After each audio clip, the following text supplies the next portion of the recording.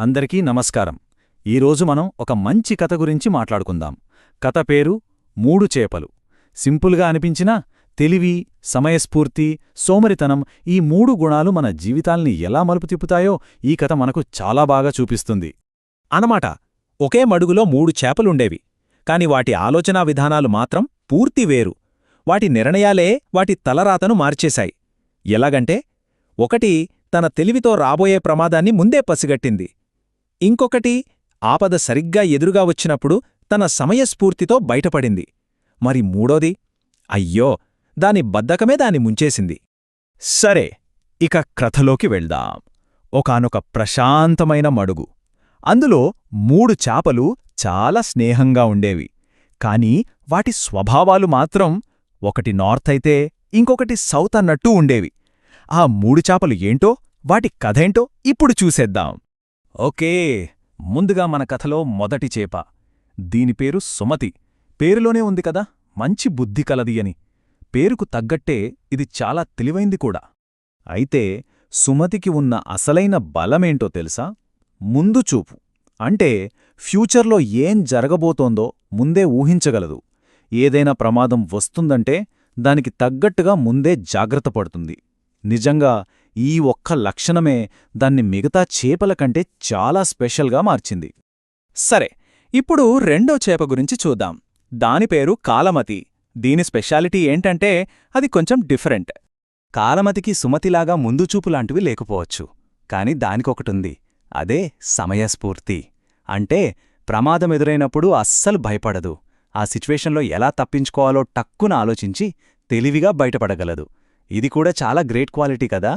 ఇక మూడో చేప, లాస్ట్ బట్ నాట్ లీస్ట్ అనలేం పామం. దీని పేరు మందమతి. పేరు వింటేనే అర్థమైపోతుంది కదా, దీని బుర్ర కొంచెం స్లో అన్నమాట. మందమతికి ఉన్న అతిపెద్ద ప్రాబ్లం బద్ధకం. ఫ్యూచర్ గురించి అస్సలు ఆలోచించదు. ఎవరైనా ప్రమాదం వస్తోందని చెప్పినా లైట్ తీసుకుంటుంది. అరే, ఇప్పుడేమవలేదుగా, వచ్చినప్పుడు చూసుకుందాంలే అనే టైపు. ఈ బద్ధకమే చివరికి దాన్ని పెద్ద చిక్కుల్లో పడేసింది. సో మూడు చేపల గురించి తెలుసుకున్నాం కదా. ఇప్పుడు కథలో అసలైన ట్విస్ట్. ప్రశాంతంగా ఉన్న ఆ మడుగులోకి ఒక ప్రమాదం రాబోతోంది. మరి ఈ ముప్పును ఈ మూడు చేపలు ఎలా ఎదుర్కొన్నాయో చూద్దామా? ఒకరోజు ఏమైందంటే, సుమతి అలా ఒడ్డు దగ్గర ఈదుతోంది. అప్పుడు ఇద్దరు జాలర్లు మాట్లాడుకోవడం తన చెవిన పడింది. వాళ్ళేమనుకుంటున్నారంటే, వర్షాలు పడక మడుగులో నీళ్లు తగ్గిపోతున్నాయి, ఇంకొన్ని రోజులు ఆగితే చేపలన్నీ ఈజీగా పట్టుకోవచ్చు అని. ఆ మాటలు వినగానే సుమతికి మైండ్ బ్లాంక్ అయిపోయింది. ప్రమాదం ఎంత దగ్గరలో ఉందో అర్థమైంది. ఇక సుమతి ఒక్క క్షణం కూడా ఆగలేదు. వెంటనే తన ఫ్రెండ్స్ దగ్గరికి పరుగు పరుగున వెళ్ళింది. వాళ్లని ఎలాగైనా కాపాడాలనే కంగారుతో, మనం ఇక్కడే ఉంటే చనిపోవడం గ్యారంటీ, ఇప్పుడు మనం ఆలస్యం చేస్తే పెద్ద ప్రమాదంలో పడతాం అని గట్టిగా హెచ్చరించింది. ఇక్కడ మనం ముందుచూపు అనే పదం గురించి కాస్త మాట్లాడుకోవాలి. ముందుచూపు అంటే ఏంటి?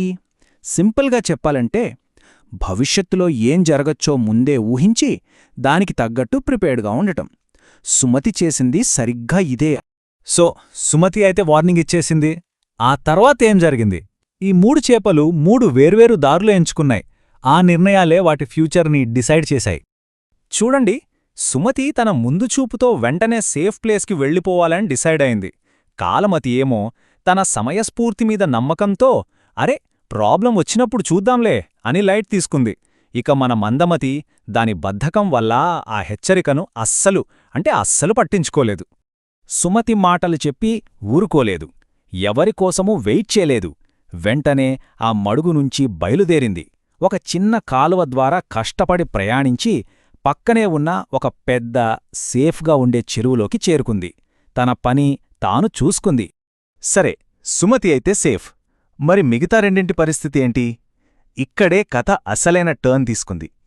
ఎవరి నిర్ణయం వాళ్లకు ఎలాంటి రిజల్ట్ ఇచ్చిందో చూసే టైం వచ్చేసింది. సుమతి భయపడిందే జరిగింది. కొన్ని రోజులకి మడుగులో నీళ్లు ఇంకిపోగానే ఆ జాలర్లు వచ్చారు, వలలు విసిరారు. ఇక మడుగులో ఉన్న చేపలన్నింటికీ ప్రాణాల మీదకి వచ్చింది. అయితే ఇక్కడే కాలమతి తన టాలెంట్ చూపించింది. వలలో చిక్కగానే అయ్యో అని ఏడవలేదు, చచ్చిపోయినట్టు ఎగ్దం కదలకుండా ఉండిపోయింది. అది చూసిన జాలరి ఇది చచ్చిపోయిందిలే అనుకుని దాన్ని బయటికి విసిరేశాడు. బస్ ఆ ఒక్క ఛాన్స్ని వాడుకుని అది మెల్లగా జారుకుని నీళ్లలోకి అక్కడ నుంచి సుమతి ఉన్న పెద్ద చెరువులోకి ఎస్కేప్ అయిపోయింది. వావ్, ఎంత తెలివి కదా! కాని పాపం మన మందమతి, దానికి సుమతిలా ముందుచూపు లేదు, కాలమతిలా సమయస్ఫూర్తి అస్సలే లేదు. వలలో పడగానే భయంతో గిలగిల కొట్టుకుంది. అంతే, తప్పించుకోలేకపోయింది. దాని బద్ధకం, దాని నిర్లక్ష్యం దాన్ని కాపాడలేకపోయాయి. అంతే, కథ ముగిసింది. సో ఈ కథ మనకు చాలా ఇంపార్టెంట్ లెసన్స్ నేర్పుతుంది కదా. తెలివి, సమయస్ఫూర్తి, సోమరితనం, వీటివల్ల వచ్చే రిజల్ట్స్ ఏంటో ఒక్కసారి క్లుప్తంగా చూద్దాం. చూశారుగా, సుమతి ఏమో ముందుచూపుతో అసలు ప్రమాదం దగ్గరికే రాకుండా తప్పించుకుంది. కాలమతి తన సమయస్ఫూర్తితో ప్రమాదంలోంచి కూడా తెలివిగా బయటపడింది. కాని మందమతి దాని బద్ధకం వల్ల ప్రమాదంలో ఇరుక్కుపోయింది. నిజం చెప్పాలంటే మన లైఫ్లో కూడా ఈ 3 క్వాలిటీస్ మనల్ని ఎప్పుడూ ప్రభావితం చేస్తూనే ఉంటాయి. అందుకే ఈ కథ మనకు చెప్పే ఫైనల్ మెసేజ్ ఏంటంటే, ముందు చూపు ఉంటే చాలా ప్రాబ్లమ్స్ రాకుండానే ఆపేయొచ్చు. ఒకవేళ వచ్చినా సమయస్ఫూర్తి ఉంటే దానినుంచి బయటపడొచ్చు. కానీ బద్ధకం, నిర్లక్ష్యం ఉంటే మాత్రం కష్టాలు పడక తప్పదు. ఇప్పుడు ఒక ప్రశ్న. ఈ 3 చేపలలో ఏది అత్యంత తెలివైనది అనిపించింది? సుమతి ముందుచూపు గొప్పదా, లేక కాలమతి సమయస్ఫూర్తి గొప్పదా? ఎందుకలా అనిపించిందో ఒక్కసారి ఆలోచించి చూడండి. చివరిగా ఇంకొక ముఖ్యమైన ప్రశ్న. నిజ జీవితంలో ఇలాంటి సమస్యలు ఎదురైనప్పుడు మనం ఎలా ఉండాలి? సుమతిలా ముందుచూపుతో ఉండాలా, కాలమతిలా సమయస్ఫూర్తితో బయటపడాలా, లేక మందమతిలా ఉండిపోకూడదా? ఈ కథలోని నీతిని మన జీవితానికి అన్వయించుకోవటం చాలా ముఖ్యం. ఆలోచించాల్సిన విషయమే గదా.